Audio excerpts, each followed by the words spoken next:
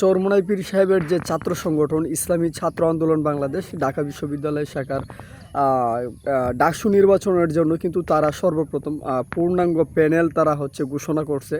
আপনারা জানেন 2 দিন আগে ঢাকা বিশ্ববিদ্যালয়ে এক সংবাদ সম্মেলনে কিন্তু ইসলামী ছাত্র আন্দোলন বাংলাদেশ ঢাকা বিশ্ববিদ্যালয় শাখার যে ইসলামী ছাত্র আন্দোলন বাংলাদেশ কেন্দ্রীয় কমিটির যে সেক্রেটারি জেনারেল মাহবুব রহমান তিনি কিন্তু হচ্ছে ইসলামী ছাত্র আন্দোলন বাংলাদেশ ঢাকা বিশ্ববিদ্যালয় শাখার যে আসন্ন নির্বাচন ডাকসু নির্বাচনকে কেন্দ্র করে তারা হচ্ছে তাদের পূর্ণাঙ্গ কমিটি তারা হচ্ছে পূর্ণাঙ্গ প্যানেল কিন্তু তিনি ঘোষণা করেছেন।